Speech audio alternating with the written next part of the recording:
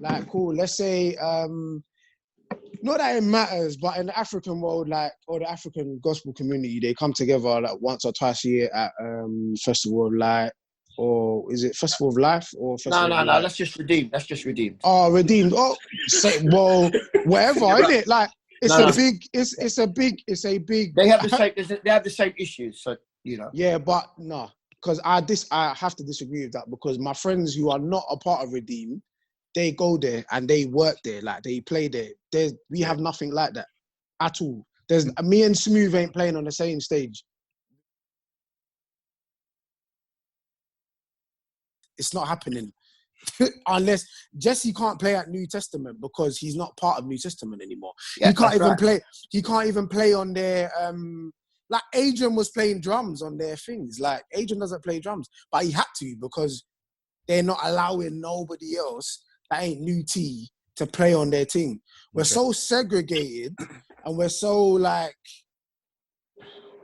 we're at competition in a way. Like, so when I mean key holders, none of them are coming together. None of them churches are having a conversation around the table and saying, how can we move and how can we push them things? Because they're all at competition and then most of them don't even like each other. Wow. I think what you're... The truth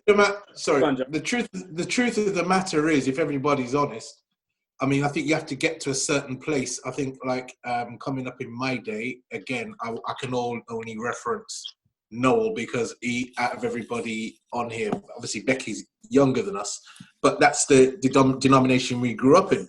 Yeah.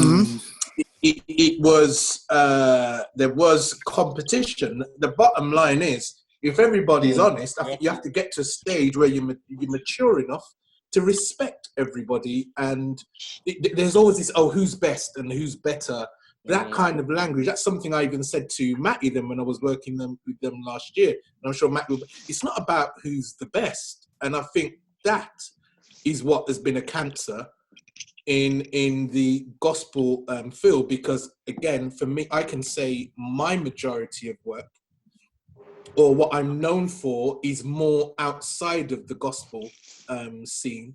It's more in the secular scene. When I was MD for a lot of artists for like about 15, 20 years non-stop. And the mentality coming out of that, with a lot of the church musicians, like, get me a gig, and it was all to compete. So what I'm saying is, we all have to get to the stage where we respect what everybody's doing. Yeah. And it can't be like, do you rate that? Do you not rate that? That's what I said last week. There's no respect. And with competition, it's like, I basically said that last week. There's just no respect. Half of the key holders, or the people that I class as key holders, I don't even think that they like each other.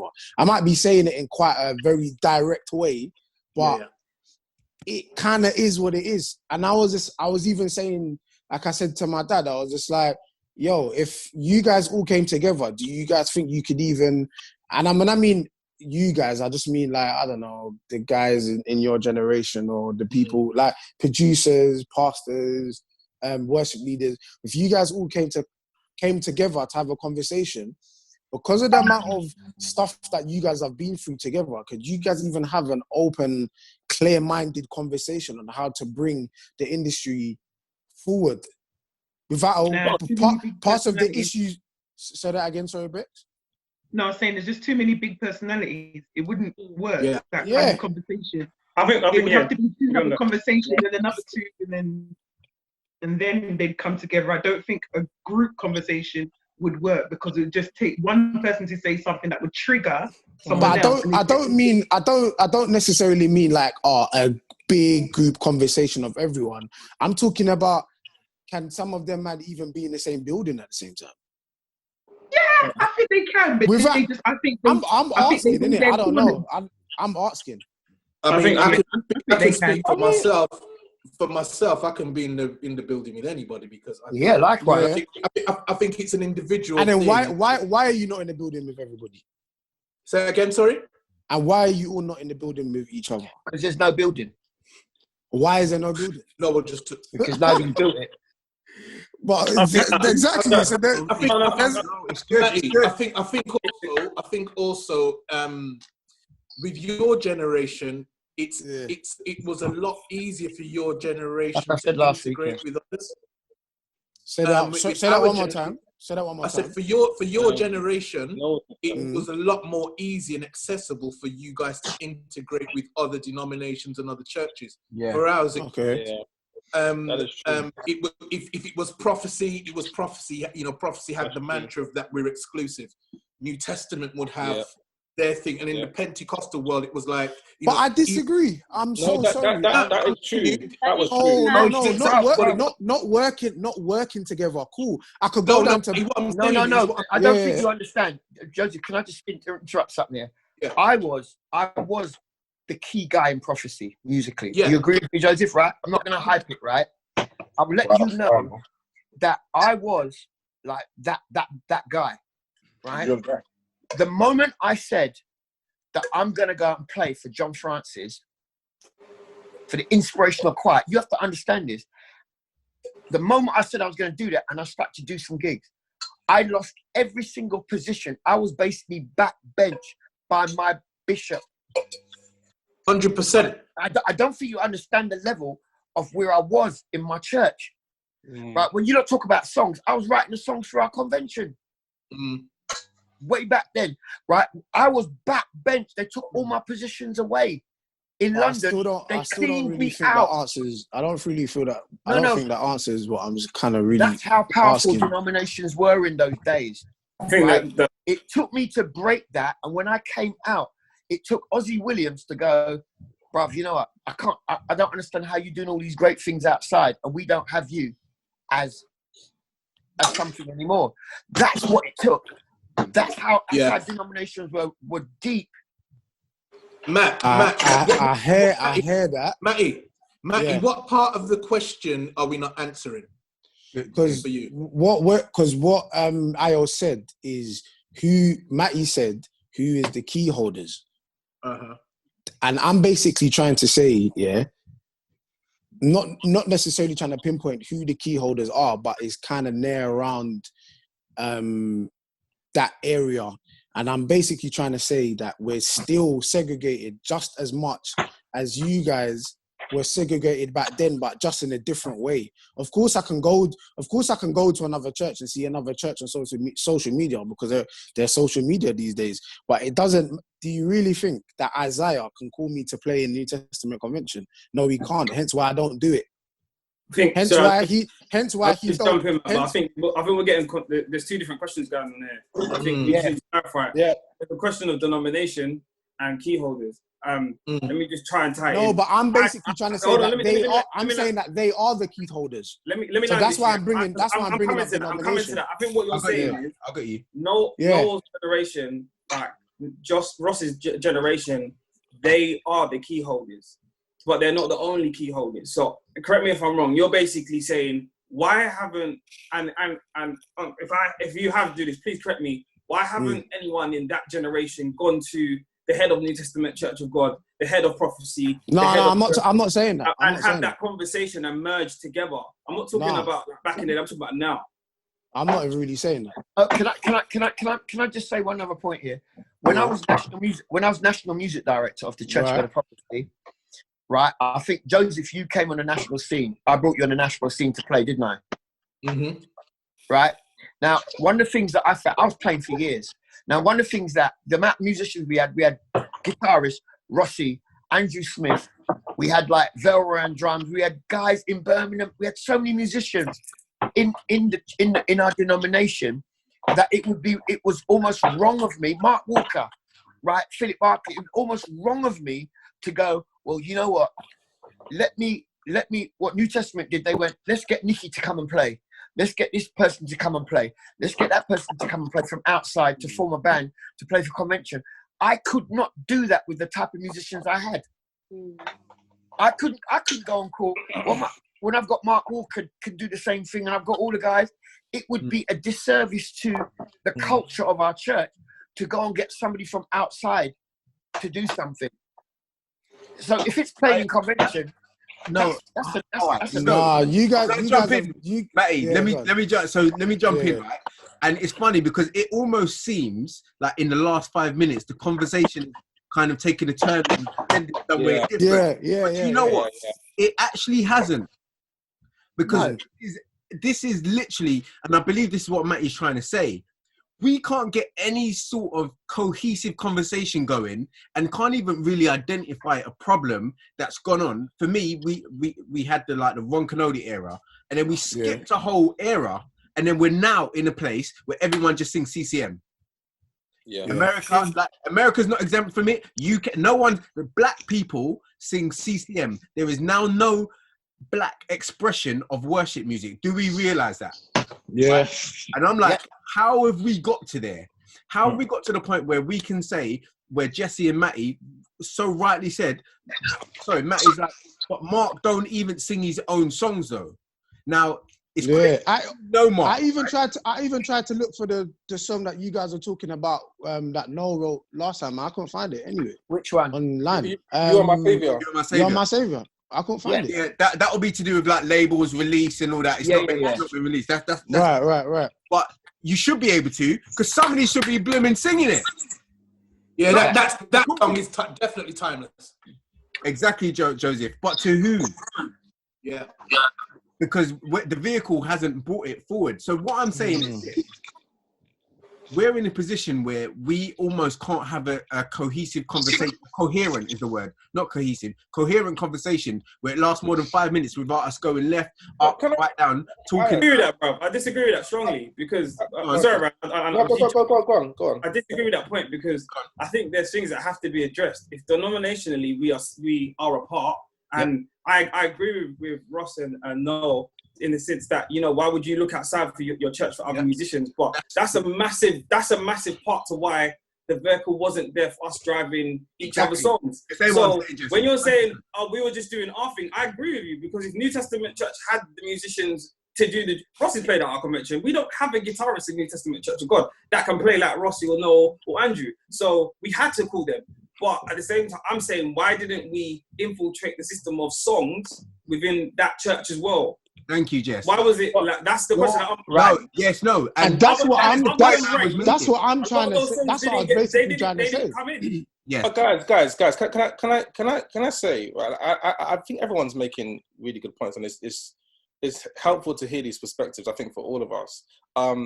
But I think I mentioned at the end of the call last week, there was a time when songs were being carried, right? There was a time when a lot of churches were singing Sing Unto the Lord. There was a time when a lot of churches were singing Roger and Sam song. There was a time when a lot of churches were singing songs. What was the song that Duke Kerr wrote? It Is To You. There was a time when we were singing all of those songs. And all of these issues everyone's talking about were still present. And yet still the songs were somehow still being carried. So my suggestion would be that these are issues that need to be addressed, but these aren't issues that are necessarily blocking the perpetuation of timeless songs in the church. I would argue something different, because if you look at, for example, everyone goes on about Isaiah's album, right? Everyone goes on about the Power of Praise album that Mark did. One thing those albums have in common, they both had the support of Integrity Music. Now, I'm not highlighting Integrity as the only label out there, but they had resources in place. Say again. I think it was back then, basically. But I'm not highlighting them as to say that we need them, because I would Anyway, that's another conversation. I'm not saying that. But what I am saying is they had the resources in place to kind of allow what they were doing to spread and infiltrate the church culture at the time. So for me, all of these issues everyone's talking about are valid, and they should be addressed, and it's good that we're talking about them. But in terms of the original point of making timeless songs, I don't think this is what's in our way, because again, songs were being carried whilst some of these issues were even worse than they are now. I think things have actually over the years have slightly improved, like from when Noel was saying, he was that happened last week as well. Here's him. Ryan, yeah, right. So I have to screenshot that one as well. Right, right. Yeah, you're live. All right, so we'll let Ryan continue when he comes. But I want to ask something, right? Now that we're in this position, right? Yeah. Because what's interesting, we're talking about it in the context of the UK. And Jesse, you made a great point, and I think you actually were saying what I wanted to say, and you articulated it probably better than I was articulating it in the moment, basically, about the division between all these little divisions we have is the reason why the songs aren't being carried over and stuff like that, right? But this isn't just happening in the UK. This is happening the world over. All the people you guys are mentioning as our black heroes of praise and worship now are all producing CCM music. And it goes back to what Joseph mentioned earlier. We seem to have lost our identity as a black church globally. Alicia, why do you think that is?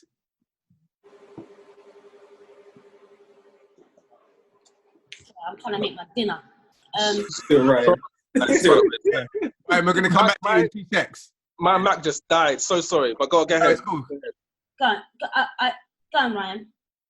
Oh, no, finish. I'm going to come back to you in a minute. I'm going to come back. All right, does anyone want to jump in and answer the question I just asked about identity as a black church globally? No, I don't think the black church is losing its identity.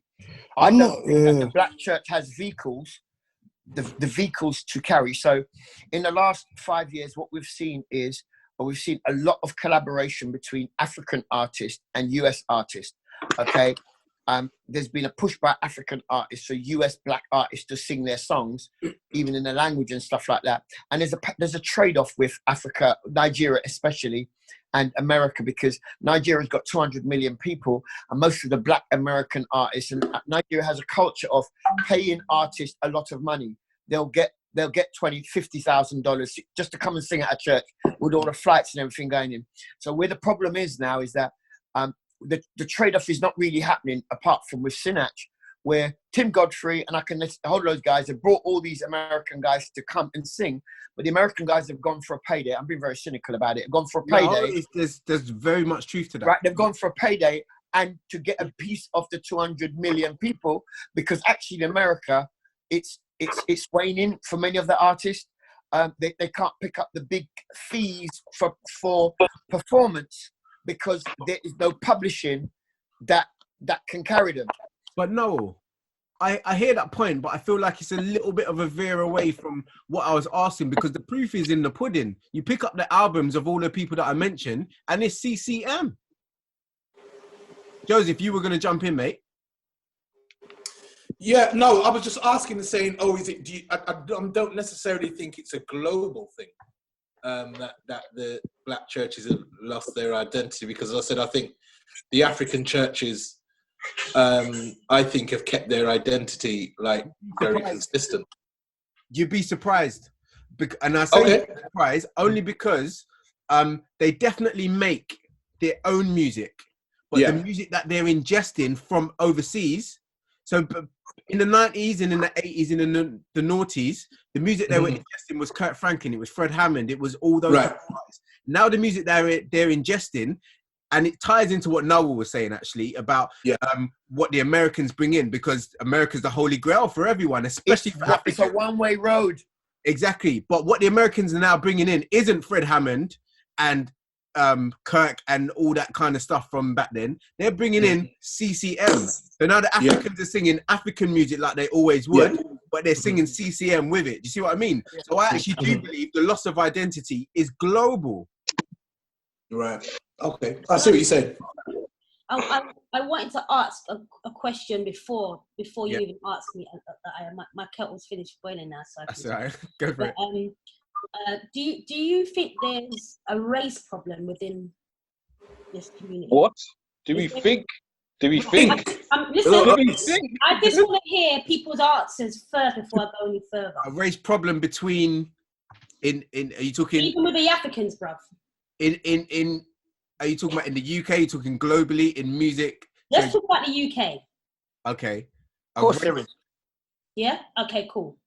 You said something before, Noah. I want to go back to something just quickly. You said, Kirk Franklin don't give us Kirk Franklin and others in America, they won't give us no squeeze, basically. But the CCM, they do.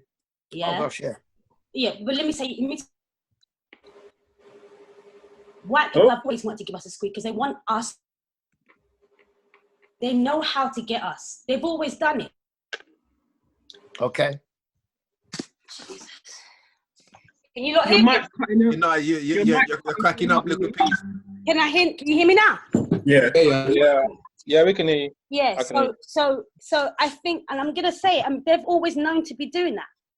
Do you know what I'm saying? They see what we have and they want to adopt it. Do you know what I'm saying? So there lies a problem, and it's not really, well, is it a problem? Yeah, let's say it's a problem. Do you know what I'm saying? Their songs are easier because that's what they do. They do easy songs because that's what they're capable of doing. They take our sound and our chords and everything because that's what they can do. They can teeth it. Do you understand? So there's the root cause. There's the problem. Do you understand? And as far as I care, if we are suckers, on which we have been, and saying, "Oh, they want us." Okay, I think I understand what you. I understand what you're saying. We get sucked in. You know what I'm saying? We get sucked in. Alicia, but what I think, you make a good point. I think the problem we have, this is a wider problem in the black community, but let's focus on UK gospel because you can go on all day. Is that subconsciously, I think there's still a need for validation outside of our own circle. We want to be validated by the white community in the UK, and we want to be validated by the Americans. If we're not validated by those, then what we are doing is not valid and it's not good. And I think that's part of the problem as to why we've always felt the need to run outside of our community to find greatness when really it's here. And so we focused on, again, like I said earlier, perpetuating, and Fred's songs are great, and all these other worship leaders, they have great songs. And I'm not saying we should take them out of our systems because, let's be honest, they've influenced us. We grew up on that stuff, and so it's part of who we are. But the need for us to feel like what we're doing is of great standards, I think that absolutely has to be eliminated. I remember listening to I won't say who the pastor's name was, but it was a pastor talking about Noel's song Rain, and he was he was speaking well of the song, and then he mentioned how it was being sung at Potter's house and all this stuff like that, and he was going on about how Jakes is singing it, and there's nothing wrong with that. There's nothing wrong, but it was almost like, oh my God, Jakes is singing it, so that makes the song great. You know what I mean? Because they weren't singing it in that church prior to that, and I think Noel might know what I'm talking about because he was actually there at the time, and they were talking about he was I think Noel just came to visit or whatever, and he was talking about how now Noel's doing and how he's great, one of our own and all this stuff. And I was there. Matthew, he didn't say that, Matthew, but he didn't just say it. But anyway, but he kept, and I was thinking, and I understand it because let's be honest, everyone reveres Jakes in that space. Let's just be honest about it. Let's not deny that. But the song was not great because the Potter's house started singing it, and we have to get away from that mindset if we're gonna, be able to actually, carry greatness within our own communities. Otherwise, we won't recognize it when it comes, and it will go, it'll go unnoticed. And again, it comes back to these systems in place. That's push our song forward. That's what I was basically trying to say when I was talking about key holders. I'm not necessarily saying that there are particular people, but I'm saying if we all, I just don't think that we support ourselves. I don't think we support our own. And that goes back to what I was saying last week about the respect. We don't respect, we don't support. Like, Uncle Noel is cool. Uncle Noel is a legend. Obviously, we know what's going on about Noel, but I just don't think we respect, and I don't think we hail him up and hail up loads of other people as much as we should do and as much as we could. And if we did, then we would most probably have a better and bigger industry for ourselves, because we're basically... We would have a machine and we'll be putting money into it.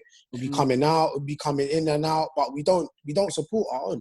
But how many? Let's be honest for a second. And this might be, if you don't, no one wants to answer this. That's fine. But how many no's do we have in UK gospel? How many no's can we produce? Facts. And I was going to say that Noel, you said something shortly a few minutes back. You said we don't have a house. We don't. Now the solution is, instead of, like Ryan said, we're talking about things, but it's just going to fall on deaf ears if there's no system in place. The reason why Noel's song is so big, and I was having a conversation with the boys, and I said, I remember him going around singing that song everywhere. Yeah. These artists now, they're not singing their song everywhere. Yeah. So the first thing is, how can I honestly say Awesome Wonder is a timeless song if Roger and them guys are not even singing it themselves? Right. Where Rain, how many times have you recorded Rain? Right. I'm gonna. I have this conversation with artists all the time.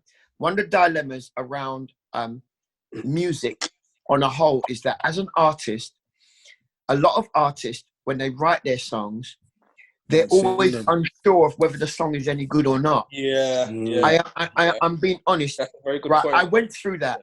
I did Worthy in This Place and only sang 2 songs of the whole album.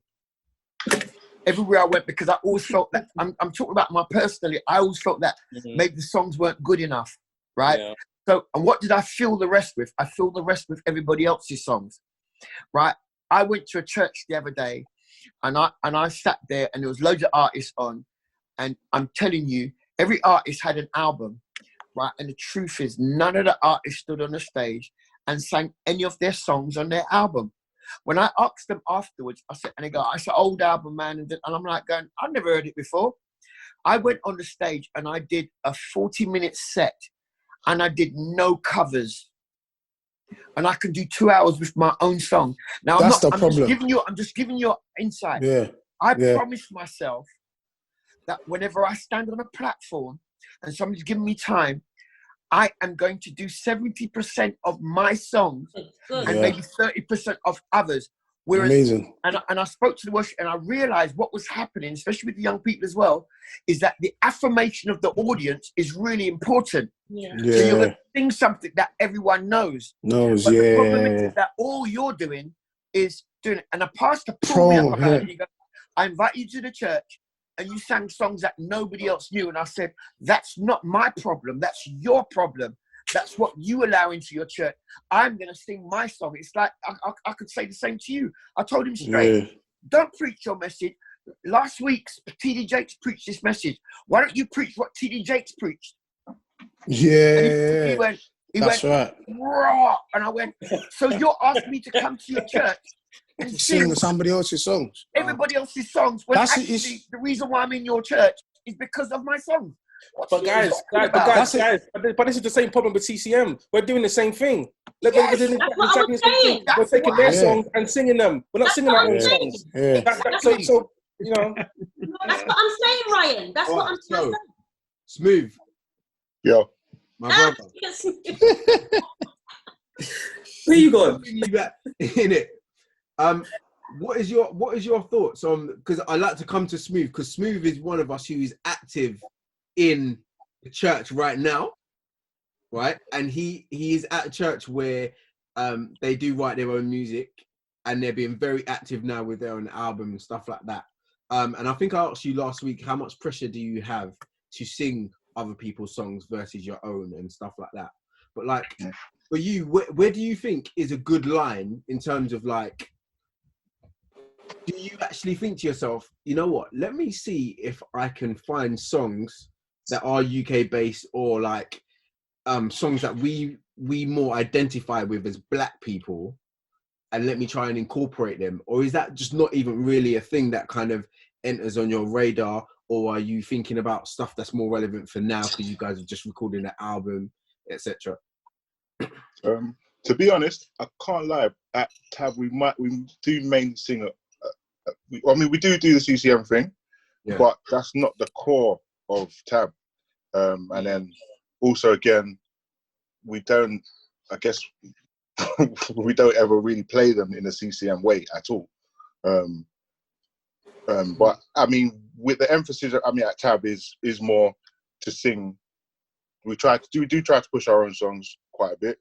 There's not really going to be a month that goes by that we don't sing our songs. And I mean, I think for me, I do choose quite a lot of UK gospel when I'm asked to give a set list.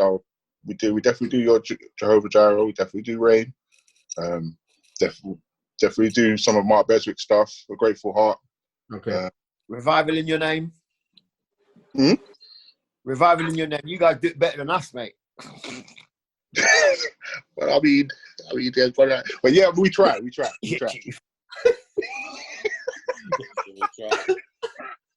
Sorry, guys. From a church standpoint, we don't necessarily always just go. The TCM's not always our go-to. So I mean, it's not that we're just that's all. But yeah, we're you see Tab's mentality. Yeah, That's what I'm talking about. I don't feel like Tab has that mentality of not bringing in other musicians and praise and worship leaders. So don't get me wrong, before when I was talking about me going down to New Testament, I'm not really saying, oh yeah, I must go down there when they have their own talents. On a day, like between this whole quarantine, I've seen videos of Voney down there. I've seen videos of my dad down there. I've seen videos of all of their praise and worship leaders down there. I saw a video of David Davis, who is from New Testament, down there. There's loads of people combined together making this big, massive worship experience. Yeah. And then now it tags, like I wouldn't have known about Tab if it wasn't for my dad, or the people connected to my dad wouldn't have known about Tab if it wasn't for my dad. And people might not have known about Tab if it wasn't for Voney. But because your pastor is trying to join everyone together and trying to build, you're writing your music yourself. Do you know what I mean? He's got a building mentality. And I'm just trying to say that he is one of the key holders. Yeah. But the other pastors, or I don't know, other pastors and other churches, they don't necessarily have that mindset. It's just... And Matty, sorry to cut you, hit the nail on the head there, because you know, at the end of the day, it's down to your leader to be forward thinking, and that's what I was basically trying to say. Not every like that. The denominations, you know, no disrespect to none of them, because they're people who I love and I respect. But your prophecies, your new teas, your Bethels, the people who are at the head of that aren't thinking that way, and they don't see the music industry and gospel that way. So that's why my generation and Noel's had that way. We had to kind of break out and do our own thing, because really their mindset wasn't like that. And when you've got people like Michael White and other people who are more progressive thinking, they don't see themselves as exclusive, and they are more embracing that whole community. Sadly, and there's nothing we can do about it, because that's how it was then. Our leaders just did not have that point, mindset. you know, Joseph. It's an interesting point that you're making, right? Because this stuff seems quite rudimental. Like Dennis Wade was a Michael White. Yeah. And that's why Roger and Sam came up out of the church like that and whatever. And he was very supportive of them and their ministry. He would have like praise and worship nights, all that kind of stuff.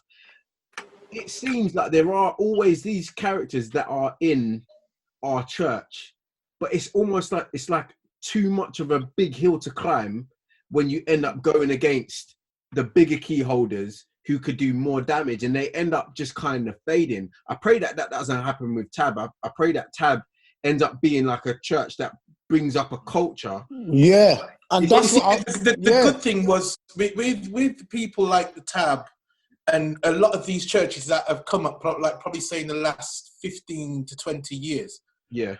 In mine and Noel's day, it was either Prophecy or Newty or Kojic. There was probably about 4, Kojic and, like say, a Bethel.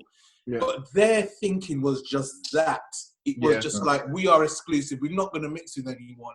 And then I think the once Noel broke out and done his thing, like, as I said, I broke out and did my thing. And I think it had to take for us to leave. And I'm not encouraging people to leave their churches, but it had to kind of take for us to leave to kind of get the shackles off. And I think with this generation today, there's not that many. I'm not saying that there isn't any shackles, but there isn't an exclusivity of the lot of churches that have sprung up outside of Prophecy, Newty, and all these over the last 20 years. There's a lot more freedom. They're not really preaching exclusivity. Can I throw a question now? Yeah. If there was a bunch of key holders or lead pastors with influence in this conversation right now, what actionable items or questions would we have for them in order to help move things forward? What would be suggested, and practically speaking, what would we ask of them in order to, you know, actually some of the things that we're talking about here? I would love to. I think for me personally, I would ask. Back then, music, you got to understand, in the 70s and the 80s, when the gospel music like came in from America or whatnot, it was classed as worldly. If you dropped a reggae beat in a service, it would be classed as worldly. So they wasn't really interested about the music ministry. They wasn't really focused on creativity in music. It was more about preaching and listen to the word. And in those main denominations, music just wasn't a thing. And I would have to ask them, you know, they basically got caught left behind, because it was like, look, there could have been a movement. But it was, music was like, oh, it's the devil's music. They heard the Winans. You know, God rest my dad's soul. I love my dad to pieces. But I remember when the Winans came over, my dad held a business meeting. It was like, who are these Winans? Do you know what I mean? Because it was kind of like, well, they didn't understand that music was a ministry. And by the time it's been caught on in the last 15, 20 years, when Noel took it and he took it as a ministry and, you know, made a career out of it, I think a lot of them were caught napping. Yeah. I mean, the truth of the matter is just to say that all the people that you may think as key holders, you know, I've been involved with all their, I've played on most of the church's platforms, from Bethel Apostolic, you know, Michael White, that the last album, you know, I was very instrumental in that, wrote loads of songs with that, and instrumental in helping that project to be birthed into a wider place. And Mike and the guys, it was really their sound, you know, it's really their sound that, but I always push content. I was constantly pushing content, talking about content, because I know that the world ticks by content. I've been fortunate to stand on all the guys' stages. You name the church, they've invited me in. And it's safe to say that every one of them has paid me an honorarium of varying degrees, obviously. But I think that's one of the reasons why, like you said, my songs, I could carry them to, like Micah. I used to come to Micah all the time, do a worship night, part of the worship night. Look how many years ago that was, you know, and I'd bring my songs and I'd bring what I'm doing. So I think, like you said, there's not many people like me. I think Mark was doing so much, and Roger and Sam started to be out on, you know, in what we call the circuit. There was a circuit of churches, especially Caribbean churches. You did NTA, you did Ruach, you did New Testament, and some of the New Testament, you did Prophecy, you did, you know, the Apostolic guys, the Bethel type guys, and I've done all of them. So I do think that's missing now. So there's no artist to stand on those platforms and to present what they do, unless you're American. I don't know, you know. So I was going to say, just tagging up, why not? It's a really good question that no one's really answered. In terms of, he was saying, if we had, say, what would you say right now in this forum, what would we say to them? Like, what actionable things would we ask them can they do to help the situation? Or like, what would we like to see them doing to change the state of play? So let's say we did have 5 acts or five worship leaders, Noel. What would we want from these key holders in order? Most certainly, and I'm being real, because you did that big recording when I did KRCC, right? Yeah. When we did record now, I think Mike did it as well, didn't he? Yeah, it's moving on page. Yeah, right. Now I'm going to let you into something that when I approached KRCC, Pastor Matthew said to me, "You can have the church, right? You can have the church." I said to him, I wasn't charging anybody at the door, even though I had to hire stuff in a lot of money. He said, "You can have the church." And not only did he say have the church, he goes, "I really believe in what you do, and I'm going to give you 2 days. You can have a day to set up, and then you can have 4,000 seats, 2,000 people turned up." The tour that I was doing that got cancelled, every one of the dates were in partnership with a pastor who says, "No, we'll have the production, and this is what we'll give towards having the production at our church." Now, I'm going to be honest. Every one of those pastors are white. Every black pastor that I approach, they came with, "Why, you know, you have to give us, this is how much the church is going to cost, blah, blah, blah." And I was like going, "Well, this is what I can afford." "Well, you don't know. Well, we need a little bit more than that." And the churches that I'm doing it in are bigger than some of these buildings, more kitted out. I saw these white pastors just say, no, have the whole production. You can do your whole production here, have anything you want. And obviously I went into a deal with them. What I'm trying to say is that most of our black pastors, and this is for me, the difficult one is that involved in music. You know, he was a Hammond player. I mean, all of them are all musicians, even musicians. But it seemed like now they're in position. You're right. Music. They forgot. You're right. And these are some of the guys that I grew up watching going, wow. And I'm going, why is it that whenever I approach a black pastor and say, look, I want to do a tour, and they're coming on this thing, and I'm like going, but I'm giving you my honest thing. I don't have anything. It's got to be partnership. And I'm getting stonewalled. Yeah. Whereas the white guys are going, hey, no, blah, blah, come to my church. One pastor says, mate, I will underwrite it. And I said, what do you mean underwrite it? He goes, come and promote your thing. Whatever is lacking, we as a church are going to put money into it to bring it up so you can pay your thing. I'm like going, rare. On my tour, I'm being honest, 3 churches went, what's your final figure? And I went, this is the figure of bringing the tour to your church on the night. It's grand. And they went, no, we will underwrite it. And I'm like, what do you mean underwrite it? I'm telling you, Renewal is my conference. Renewal is my worship conference.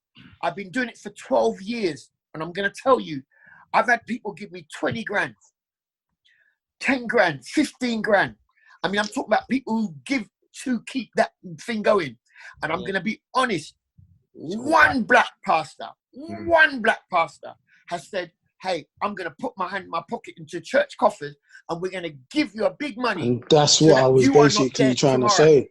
That's what I was trying to say. Tomorrow. What I'm trying to say is that these stakeholders, I'm going to say, if you believe in the ministry of music, which you were a part of, you were the ones running around and we were playing for you, why don't you give the platform and help to big this thing up? Because Kirk Franklin, if it wasn't for the lady that took her dad's pension and went, you know what, I'm going to invest in Kirk. And then she went to Kojic and she said to the Kojic guy, I've got this guy called Kirk Franklin. I want all of you to support him.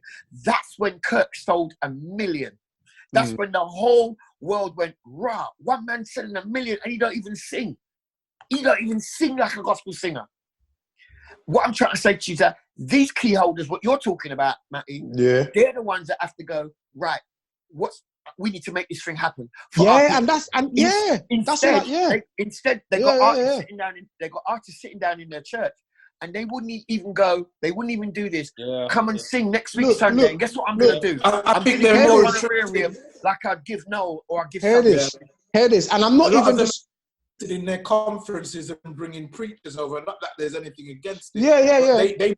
They will chuck money in flights, hotels, and bring their brand name preacher. Unless for some reason that year their budget is low, and whenever the budget is low for that year, that's when they start talking about supporting your own. Whenever they have, But look, this is a prime example. This is a prime example. This is a prime example, and I'm not even always talking up all the time. It's just because of the churches that I was from. Prime example. I remember one time, like Matthew Allen. He was a part of one time. Matthew was killing it, man. Like he was writing some cool songs. He was great. He had a little movement. He had a little movement with the with like my age group when I was like really young. I remember sitting doing nothing. And I remember at the time we went to Power Praise and I was like, yo, Matt, why did you leave? And he just like, I just kept on like to just help me out, like to just give me the bill. And he just like, yeah, we're going to. And he just got annoyed after a while and just left because he was just like, he just had no support. But how can we have that caliber of talent and gift in our churches, in our actual own churches, and we don't even support it? I don't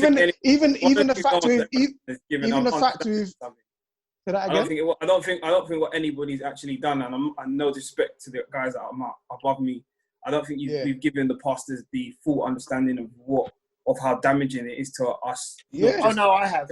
I think not saying that you haven't, like I said, correct me if I haven't, but speaking from our generation now, yeah, I think we're so like whatever, we're just gonna do it our own way. When we was in New Year, we didn't have no one.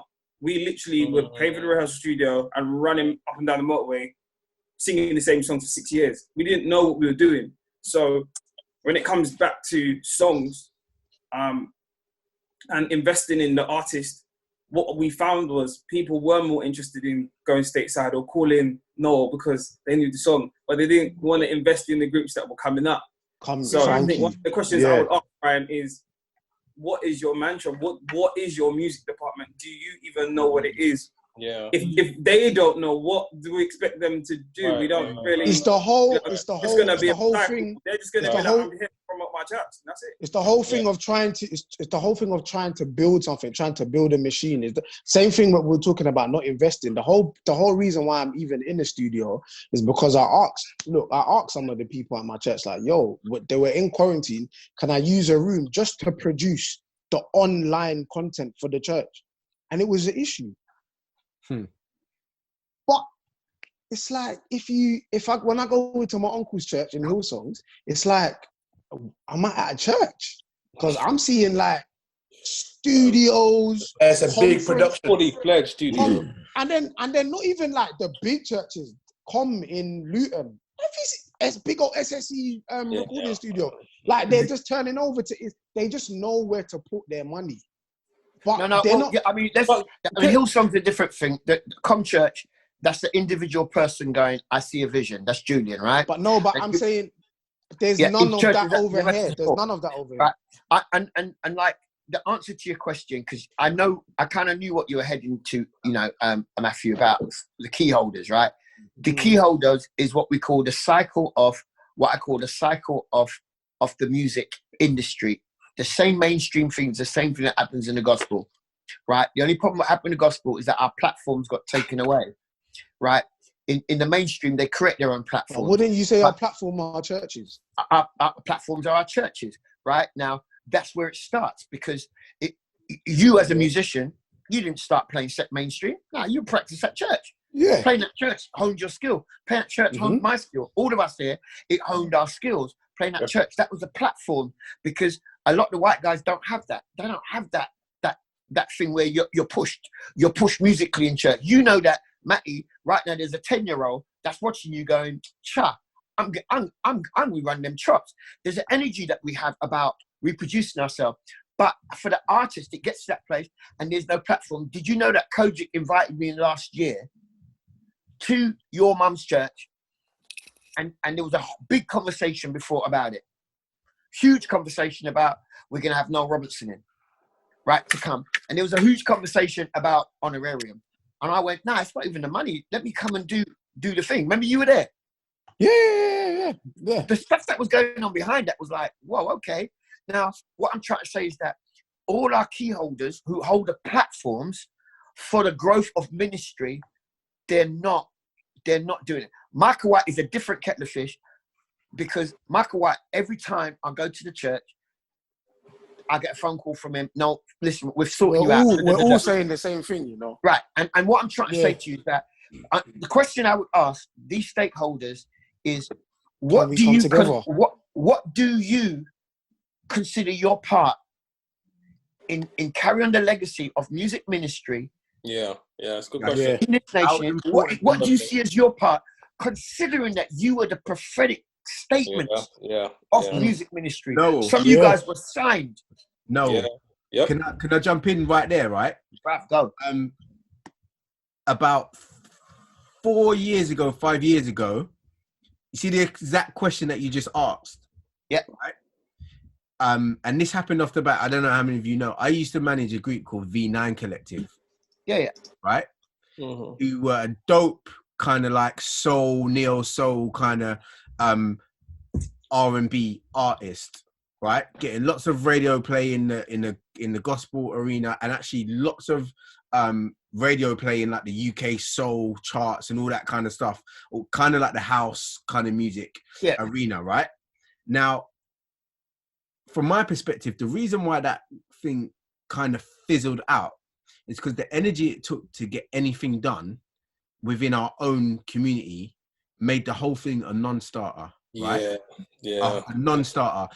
Churches didn't want to pay, and literally the equivalent of a couple patties and ginger beer. Like, it was like, this is mad. We're rolling with a crew of X amount and no costs are covered, but you want us to come and minister, right?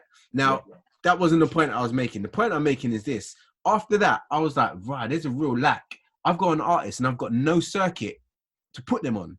So I decided to arm myself with the question that you just asked, the exact question, Noel. And I started to speak to some friends that I had in key positions in churches, right? Do you know that the idea that I had to build a touring circuit, and I'm probably not the first person to have it, but I started it never got off the ground. Do you know why? I couldn't even get in to see the pastors. See? Because of protocol. Oh my days! Don't get me started, man. I'm just gonna say. I actioned it off the and because I'm an action person. You guys know that by now about me. But I try and just get stuff done. I actioned it, and it didn't get off the ground because I couldn't even get into pastor's office from going through secretary, this pastor, associate pastor. So can I say something, right? I spoke to a guy the other day, and I'm hearing what you're saying, right? Is that because I think that one of the things that I found out, which was an incredible blessing to me, was simply this: my ministry and my musicality is an assignment to serve the local church, no matter what it is. Yeah. The problem that we've got is that if pastors don't think the music suits their church, they're not having you. Yeah, and I believe this. Yeah. I believe this is one of the things that happened. And I was with Governor B, and I began to realize that that one of the things that kills us is if you're trying to plant yourself in the wrong place. I believe that V9 Collective was a rage. I mean, I love the stuff, right? Because that's my music. That's my heart music. But trying to place it in the church, for me, was a misnomer. I'm just letting you know, because they should have built their following outside of the church, because Kirk had the same problem. Yes. Until the church caught up with his sound and went, nah, we want him. Yeah, no. And that was so. You know, it's like the musician is frustrated with playing in church, but he's a jazz head, right? And I go, bro, why are you cussing out church? Go and play jazz, and then come church and do what you're doing. Yes. Stop cussing church out because you can't play jazz at church. All right. So, no, I totally hear your point. And don't get me wrong. V9, they're not a worship artist or whatever. So a lot of churches, they weren't. That was where the problem was. No. So V9 did their thing outside of church as well. We actually did a lot of gigs on that. But the whole soul kind of arena is a difficult one to penetrate because there's not a lot of money. But I mean, I found out how difficult it was generally. And that's for any artist. So in terms of a touring circuit, that wasn't necessarily for V9. That was for any artist. So you come to me with your artist. Like at the time, Vonnie Morgan and New Ye were killing, right? Yeah. They're an artist that on reputation alone, from what you were hearing about what was going on when they did their thing, the hype that they brought for youth services and all this kind of stuff, they should have about 3 albums now, purely based on what we saw as potential and trajectory, right? But the problem is, they had nowhere to go to do anything, and they are church. Go on. But you know what? But hold on, you make this. This is a good point you're making. But maybe I'm jumping here. So if I am, just ignore it and go back on whatever track. But I think this is important to say, and I'm gonna say this with honesty and with respect. But what we're talking about is one issue that, again, like I said earlier, with what we were talking about, does need to be addressed. But I do think that a lot of artists are lazy, and when I say lazy, I don't mean that they sit around and lounge on the couch all day. What I mean is, in music has changed, right? We're in a digital space now, and everybody has to come forward into this. We can't have the same mindset that we did 20 years ago. Okay, everything has completely shifted, and in whatever space of music you're in, the only way you get onto some of these major platforms a lot of times is if you've actually proven that what you're doing works. I can't take an artist that I found into Sony Music and say she's a good singer, please sign her. They'll shut the door in my face. It's not going to work. They're going to say, what are her numbers look like? What is she doing on social media? What has she done up until this point for herself? Right? And so I think some of what we're talking about is the fact that, you know, once artists have made the music, they think that's it. Okay, I've made the music now, so now give me a stage to put my music on. But what else have you done? Okay, have you really put together a strong digital marketing campaign using your own social media circles? You know, and because the reality is this: a lot of these churches and a lot of these stakeholders, and it's just the bottom line when it comes to it. They're thinking about dollars. Okay, they're thinking about money. Okay, and if they see you as someone who can't get bums on seats, a lot of times they're not interested, and that's something that perhaps needs to be changed. But that's just the reality of it. Okay, trying to manage their budget, they're trying to manage how much offering are you going to bring in. We know for a fact that a lot of churches bring in certain preachers because they know they can raise big offerings. We know that. Yeah, that's a fact. Right. So what I'm not saying is that you need to be at the top of your game to get onto some of these platforms. But I do think some of these artists need to be doing a lot more work, because when it comes to what I always say, creating music, right, is your creativity doesn't end once the song is mixed and mastered. You now have to creatively figure out a way that I can actually work this song on my own, so that someone can notice what I'm doing and bring me in. Now, we have had cases where people have done that, okay, and they haven't been given given platforms that they did, that they should have been. But I think that's part of the conversation too, is what a lot of them could be doing for themselves that they're just not bothering to do, or think that that's not their role, or they don't know how to do it. Or they don't know how to do it. You know what, guys? Ryan, you're right, but I think that's indicative of a turning wheel of an industry whereby like people lose their energy a lot because it's almost pointless. Like, for instance, if Volney had given up on his music ministry, I wouldn't blame him. Yeah. Because if you want to talk about because there's different areas you can put in work, right? There's the digital camp, all that kind of stuff. But if you've got a name on the circuit, like people know you live. Like I'll give you an example, right? Yeah. When we were doing Tiny, right? Tiny weren't doing the numbers that his peers were doing. Emily Sandé and Ed Sheeran, all these guys, they were selling like 2 million albums, all that. Tiny was floating around like 600,000, 700,000 or whatever. But do you know who the first person they were booking for the festivals were? Tiny, because of his reputation as a live performer, right? So now, to bring that home to what we're talking about, I believe that like Volney and Nuyi had that reputation of what these guys are doing, going round, battering up churches everywhere, right? 1000%. Right? And at no point did anyone be like, you know what? We need to champion these guys and facilitate. We ain't got no labels to do that. Or we ain't got nothing. I was a stakeholder. Let me give you an example. Volney was lashing up Caribbean churches. Yep. Because the African world still didn't open up to him. I'm just letting you know that, right? Yeah. Because I see it out there, right? Like I said, the system has changed. The platforms that are there now are primarily African churches. Yep. Right? Yep. They're the ones bringing you in, right? Yep. And at present, this is how deep it is. Somebody brought up the whole thing about race, right? There was a time people asked me, how come you always get to do KICC?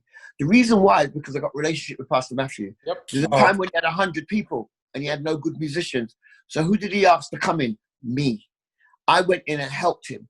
Therefore, he's never forgotten that. A lot of the churches that I play in, right, from Glory House right through, you name them, all over this country, it's simply because when there were hardly anything, that's what I was doing. The problem is that our Caribbean artists, we're talking about Caribbean here, right? There's no platform for them because none of the Caribbean churches are set in platforms. What we have is mainly African churches. Do you know, I was in Birmingham twice in November last year, and both times, well, one was a white church and the other one was a African church. No Caribbean church brought me in. Not a problem. I'm just saying,